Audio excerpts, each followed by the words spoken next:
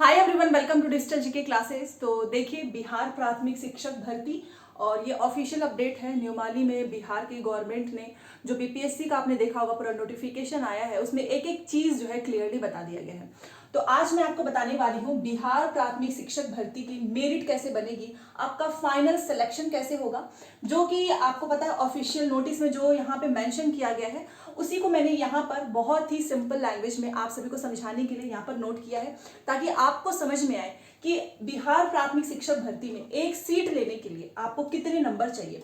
वहां पर उन्होंने पूरा परसेंटेज में लिखा है, मैंने उसको कन्वर्ट कर दिया है नंबर में, सो दैट मैं आपको अच्छे से समझा सकूं। सबसे पहला क्वेश्चन है, चाहे आप बिहार के हो चाहे आप बिहार के बाहर के हो, आप सभी के लिए वीडियो काफी इंपॉर्टेंट है, क्योंकि यहाँ पर मैंने पूरा कैटेगरी वाइज लिखा हुआ है। ठीक है, तो जितने भी बिहार के स्टूडेंट जो बाहर के हैं वो तो ऑब्वियस ही बात है जनरल में ही आएंगे, तो उनको भी बताऊंगी। साथ में जो बिहार के कैंडिडेट हैं उनके लिए भी इंपॉर्टेंट है, क्योंकि आपको भी पता होना चाहिए ना कि आपका कितना नंबर बन रहा है, कितना नंबर आना चाहिए, आपके मॉक टेस्ट में, टेस्ट सीरीज में कितने नंबर आ रहे हैं।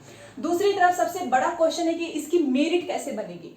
क्या इसकी मेरिट लिखित परीक्षा जो आपकी हो रही है वो 60 नंबर का, एकेडमिक क्या इसमें जोड़ा जाएगा, जैसे कि 10th होता है, 12th होता है, डीएलएड होता है या बीएड होता है, उसके भी नंबर जोड़े जाते हैं, जैसा कि यूपी में होता है, उसी के बेस पे आपकी मेरिट बनती है। दूसरा, 120 में से हमें कितना नंबर लेकर आना चाहिए, 3 बार शामिल होंगे परीक्षा के आधार पर, नियुक्ति, मेधा सूची, मिनिमम मैक्सिमम कितने नंबर पे आपका चयन हो जाएगा। एक एक चीज मैं आपको बहुत ही अच्छे से समझाऊंगी, ताकि आपको भी एकदम क्लियर पिक्चर मिले आपकी तैयारी का, आपकी तैयारी किस ट्रैक पे है, आपके कितने नंबर आ रहे हैं। क्योंकि कहीं ना कहीं सिलेक्शन के लिए आपको सबसे पहले ये देखना होता है कि आखिर में 120 में से कितने नंबर लाने पे हमारी कॉपी चेक होगी और कितने नंबर लाने पे हमारा सिलेक्शन होगा। ठीक है, तो मैं आपको बताने वाली हूँ, तो चलिए स्टार्ट करते हैं। सबसे पहले बिहार प्राथमिक शिक्षक भर्ती में केवल एक ही एग्जाम होगा, और वो आप सभी को पता है, और वो है आपका रिटन। इंटरव्यू इसमें होना नहीं है, आपका रिटन पे चयन होगा। क्या तो लिखित पे होगा चयन, तो क्या ये 60 और 40 ऐसे बनेगा? तो जी नहीं, ये आपका पूरा का पूरा जो है 120 का बनेगा। क्या एकेडमिक के 40 नंबर ऐसे जोड़े जाएंगे? तो बिल्कुल भी नहीं, इन्होंने एकेडमिक को कोई वेटेज नहीं दिया है। पहले क्या होता था कि सीटेट के नंबर पे ही आपका जो है चयन हो जाता था, बट अब ऐसा नहीं है, इन्होंने पूरा खत्म कर दिया है एकेडमिक, मतलब पूरा सिलेक्शन आपके रिटन पे है, 120 नंबर पे है। तो आप समझ गए होंगे 120 नंबर आपके लिए काफी इंपॉर्टेंट है। और जो लोग भी इस परीक्षा में शामिल हो रहे हैं, याद रखना केवल 3 मौका ही आपको मिलेगा। इस बार का 1 मौका, उसके बाद से 2 मौके और बचेंगे। तो इन्होंने इस पे एक जो है क्राइटेरिया फिक्स कर दिया है कि आप केवल 3 बार शामिल हो सकते हैं। आपका नियुक्ति कैसे होगा? तो वो आपका परीक्षा के आधार पे होगा, ना कि एकेडमिक। मेधा सूची कैसे तैयार की जाएगी, इसके लिए इन्होंने बता दिया है। सबसे पहले कि एक चीज तो आपको पता होगा कि 2 लोगों के जो है नंबर अगर सेम आ रहे हैं, तो फिर वो देखते हैं कि आपका बीएड और डीएलएड में से जिसका नंबर ज्यादा होगा उसको वो सेलेक्ट कर लेंगे। ओके, तो ये तो आप सभी जानते हैं, नंबर सेम का तो बताना भी नहीं है। तो चलिए देखते हैं आखिर में कि मेरिट कैसे बनेगी। तो चलिए स्टार्ट करते हैं।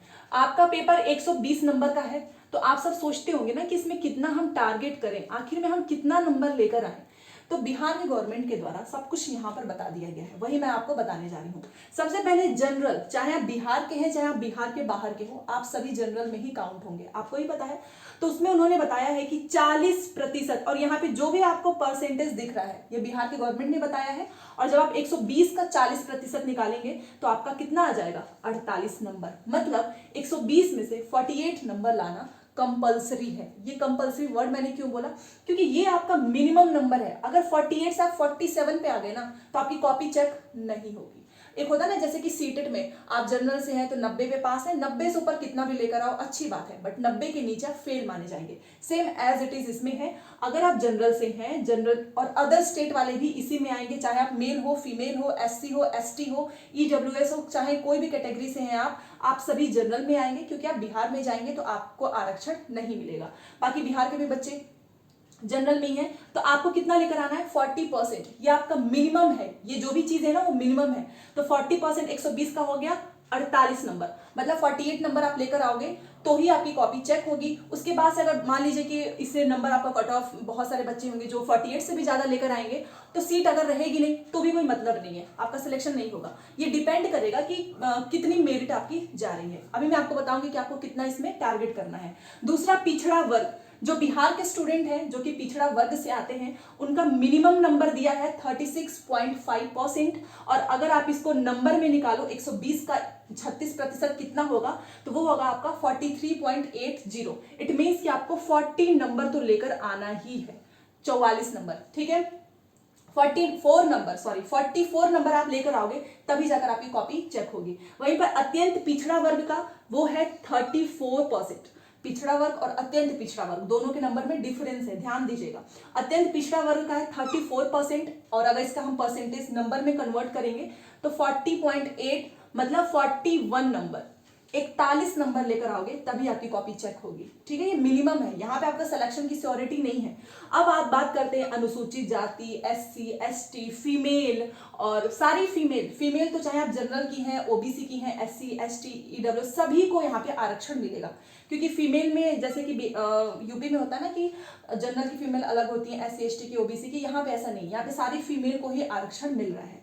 तो फीमेल प्लस दिव्यांग उनका है, सबसे कम इन्हीं का नंबर है, और 50% आरक्षण फीमेल को मिल रहा है, तो 32%। और 32 का अगर आप 120 का 32% निकालें तो आपका होगा 38.4 मतलब 39। तो एक बार आप चलो एक बार नंबर देखते हैं, आप यहाँ नीचे से स्टार्ट कीजिए। 39 है तो कॉपी चेक होगी, 39, 41, 44 एंड 44 एंड 48। मतलब आपने देखा कि 40 से 48 के ही तो बीच में ना, अगर हम 39 को 40 मान लें तो 40 से लेके आपका 40, 41, 44, 48, मतलब ये इन्होंने एक क्राइटेरिया फिक्स कर दिया है कि अगर ये इस कैटेगरी में 39 है तो आपकी कॉपी चेक होगी। अत्यंत पिछड़ा वर्ग का 41 नंबर, पिछड़ा वर्ग का 44 नंबर, जनरल का 48 नंबर। तो डिफरेंस कितना है आप देख ही सकते हो। अगर मैं यहाँ से जनरल तक लेकर जाऊं तो मोटा मोटा अगर हम देख के चले तो 9 से 10 नंबर का आपका डिफरेंस बन जाएगा, ठीक है। तो ये हो गया मिनिमम। अगर मान लीजिए फीमेल से हैं आप और आपके 39 नंबर आ गए और आपको भी पता है कि 50% का आरक्षण मिल रहा है, चाहे आप अनुसूचित जाति में हो, जनजाति, इसमें तो मेल वाले भी आ जाएंगे, अनुसूचित जाति, जनजाति, दिव्यांग, और मान लीजिए आपके 39, 40, 41 आ गया है और सीट काफी ज्यादा है, तो आपके इतने पे भी सिलेक्शन, एक होता है ना कि ऊपर से देखा जाएगा कि कितने कितने नंबर आ रहे हैं, उसके बाद से यहाँ पर 39 आपका आ गया है और सीट अगर है तो ही आपका सिलेक्शन होगा। बट इसका मतलब ये श्योरिटी गारंटी नहीं है, पहले ही बता देती हूँ, ये आपका मिनिमम है, यहां से आपकी सिलेक्शन की गारंटी नहीं है। ये बस एक बेस है कि इतना है आपका तो ठीक है, इससे नीचे जैसे ही आप गए आपका कोई मतलब ही नहीं है, रिजल्ट एकदम से मतलब बेकार ही हो गया। हाँ, उससे ऊपर जितना आप लेकर आए आपका सिलेक्शन 100% कंफर्म है। तो ये सारे मिनिमम जो है बता दिया गया है ऑफिशियल नोटिस में। अब बात करते हैं कि लिखित पर जो मेरिट बनेगी, मिनिमम तो हमको पता चल गया, मैक्सिमम कितना लेकर आए। देखिए एक चीज तो है कि आपको पता है कि इसमें नेगेटिव मार्किंग है, नेगेटिव मार्किंग है। अगर मैं जनरल की बात करूं तो 120 में से 100 नंबर लेकर आना पॉसिबल नहीं है, और मैं 1% की बात नहीं कर रही हूँ, क्योंकि 1% तो ऐसे बच्चे होते ही हैं जो जिनके काफी नंबर हाई आ जाते हैं, बट वो केवल 1% होता है, सभी उसके अंदर नहीं होते हैं। तो भी अगर आप 80 से 85 इसमें टारगेट करो, सिलेक्शन की बात कर रही हूँ, जनरल में 48 नंबर है ना, क्योंकि 48 नंबर है तो 50 मान के चलो, फिर भी अगर आप 80 से 85 नंबर लेकर आ जाते हैं तो आपका सिलेक्शन एकदम श्योर है, ठीक है।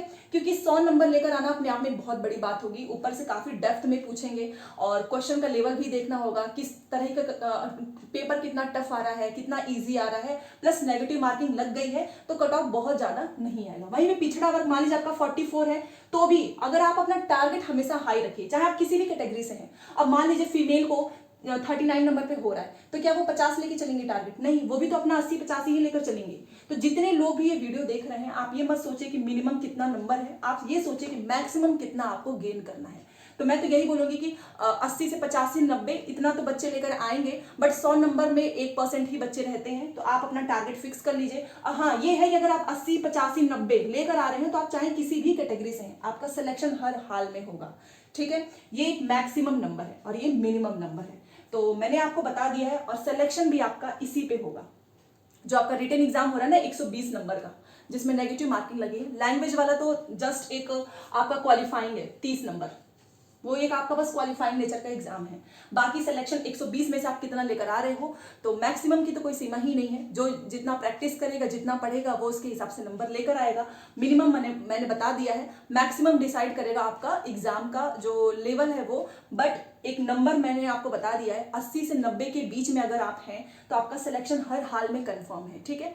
और अभी अदर स्टेट वालों को समय भी कम मिल रहा है, तो मैक्सिमम जैसे कि बताया गया उनके द्वारा, बीपीएससी चेयरमैन के द्वारा, कि बाहर से जितने भी स्टूडेंट आए थे पिछली बार 3000 के आसपास ही सिलेक्शन हुआ था, तो ज़्यादा नहीं हुआ था उस बार भी। तो इस बार देखते हैं क्या होता है। ये एक वीडियो बनाने का मकसद यही है कि आपके दिमाग में क्लियर पिक्चर होनी चाहिए कि आपका सिलेक्शन कितने नंबर पे होगा, प्लस रिक्वायरमेंट कितनी है, ये जो कि ऑफिशियल नोटिस में था।